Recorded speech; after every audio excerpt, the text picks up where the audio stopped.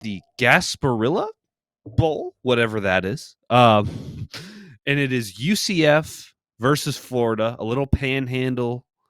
Sorry, not panhandle. A little bit of Florida on Florida action here. Brad, who you got? Why you got him?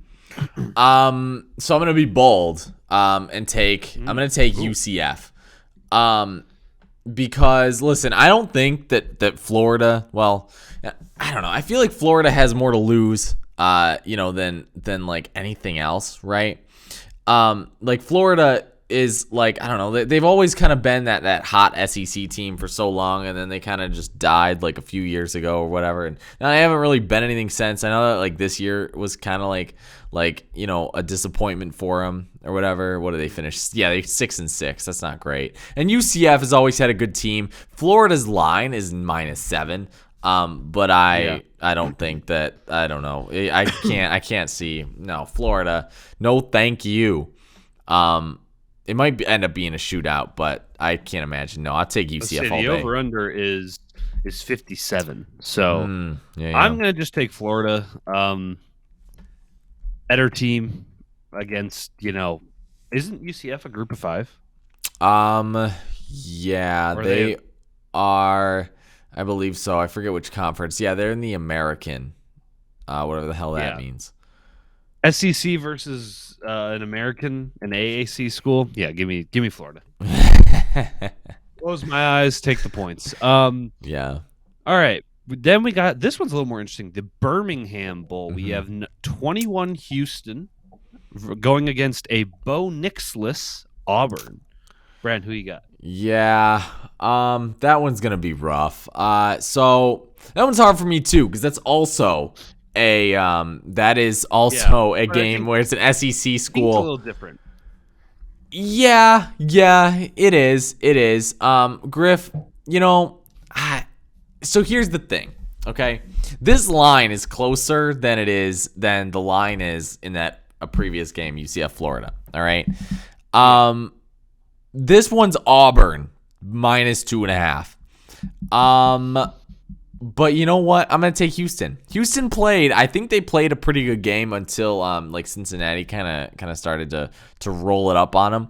But I really think that Auburn can that Houston can come around and I don't know, beat them. Because again, Auburn's a 6-6 SEC team. I mean, who the hell did they beat? Like, I can't imagine that Houston doesn't fit into the SEC going like, if you Houston would go maybe like 4 wins in the SEC. And and I feel like that's more impressive than Auburn going 6-6 in the SEC, because Auburn's got the bigger recruiting footprint, stuff like that. Auburn lost to Penn State, not a good team. Okay, Auburn lost to Georgia 34-10. That's not surprising. And then Auburn has lost the last 4 games on the schedule. They lost to Texas A&M. They lost to Mississippi State. They lost to South Carolina. And they obviously lost to Alabama. So I'm not going to throw a fit if they lose, because they probably will. So it doesn't seem like it's that far-fetched to suggest that they blow the game, especially without Bo Nix. Well, Bo Nix didn't really do much for him anyway, but Yep. So I'll say this. I'm picking Houston as well, but I just feel like this could be a weird situation where whoever the backup is, right, to come in and somehow just be way better than Bo Nix. Right. But I'm going to keep the faith a little bit and hope that Houston will just win this game. So I got Houston. I think they're the better team. I don't think Auburn's very good, like you said, for the reasons you said. So, okay. On to the Guaranteed Rate Bowl. Ooh, right. Ooh, so exciting. I know. We got West Virginia University versus Minnesota. I got to take Minnesota here. Their line is 4.5, and I think they build on it, to be honest. I mean, this game could be win by 3. I don't know if they'll actually cover the spread or not.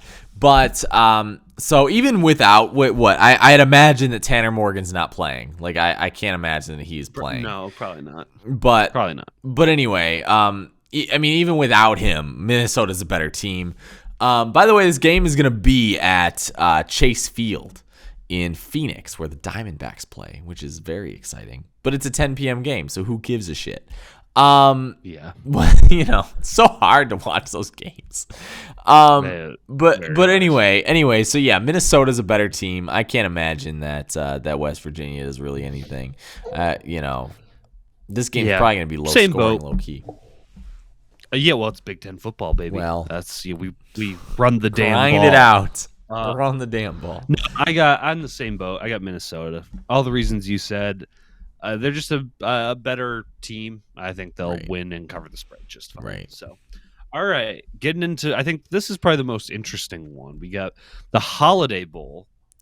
UCLA going up against number 18 NC State. Who you got? Why you got them? Yeah, this one's also at a baseball stadium at Petco Park in San Diego, where the Padres play, which is very exciting. Super fun. I know, love that. Love football games at baseball fields. You know me, big fan of that, dude. Side note: the Northwestern, what's it called? The Northwestern Illinois game at Wrigley Field. That looked like shit. Like, I would not want to see that game. I don't understand. Because the dimensions just don't make sense for there to be baseball, football in the same place they play baseball. I had no idea why that's a thing. Anyway, off my high horse or whatever you call it. NC State is coming in with, what the hell's his name? Something Devin Leary. Sophomore QB for NC State. Dude he threw for 30 almost 3,500 yards last season. But his 60% completion percentage. Anyway, he comes in here. UCLA has been, I think they've been like a little bit, from what I know, they've been a little bit underwhelming. And not to say that it's anything surprising or whatever. They did beat LSU, which is not saying much. But because when LSU lost to UCLA, people were like, "Oh, this is bad." Like that's how bad this is. It's bad. But UCLA lost to Arizona State. UCLA lost to Oregon. They lost to Utah. They're actually a better team, I think, than people give them credit for. Couple early losses and then losses to big ranked teams, like the team that ended up winning the Pac-12 championship, team that ended up going to the Pac-12 championship. So it's not like UCLA is a terrible team, but I gotta take NC State. I think that this one's kind of a toss-up. I think that both these teams could win this game easily, but I think ultimately it'll probably be NC State and the youth of their team that'll win this game. Yep. I mean, NC State's a 1-point favorite, and again, this game could end up being. It's gonna probably be close. I imagine it would be 40 to 35 or something like that. Yeah. No, I'm. So what is your pick? NC State. Sorry if that wasn't clear. State. I kept going on and on about UCLA. That's fair. I'm taking UCLA. Again, it's a toss-up. I just like calling them UCLA. UCLA. No, UCLA, baby. No, but no, seriousness. I don't know. This is kind of a toss-up. The spread's it's basically a pick 'em. Right. I think. I think they'll eke this out. I don't know. It's weird. I have a feeling these are very equally matched teams. I'll take UCLA as a somewhat home field advantage and kind of just close my eyes and go with it. That's, with these kind of games where it's I don't even know what players are playing, especially with COVID and, opt-outs and all that shit. I'm just going with what I can best pick, and right now I think UCLA is the better pick. So